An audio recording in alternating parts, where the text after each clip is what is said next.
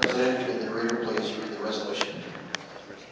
Whereas while war deaths have been part of our heritage since the birth of this nation, the United States has not instituted an official symbol commemorating fallen service persons. And whereas the Honor and Remember flag created by Honor and Remember Inc. is officially recognized to honor fallen members of the United States Armed Forces.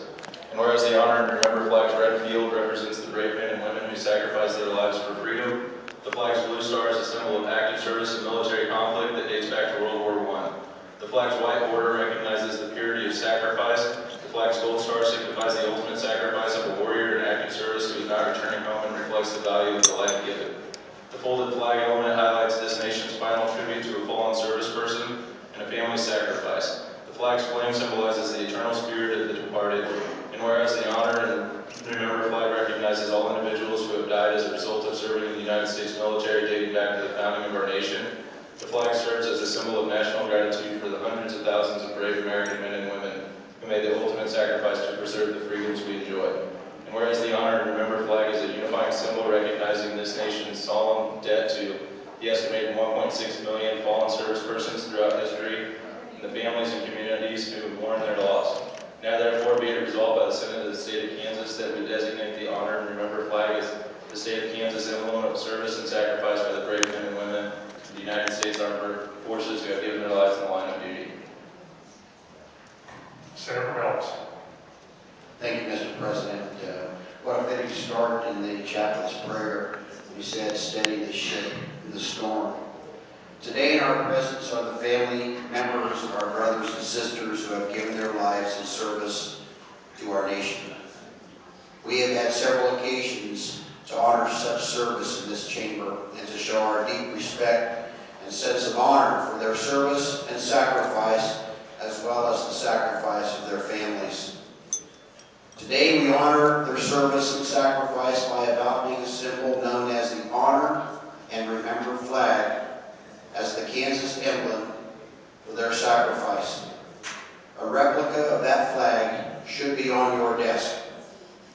It has already been endorsed by groups such as Vietnam Veterans of America, the Air Force Association, the Association of the United States Army, Association of the U.S. Navy, the Military Officer Association of America, the American Gold Star Mothers, Bugles Across America, the Retired Enlisted Association, Sons of the American Revolution, National Society, and many more.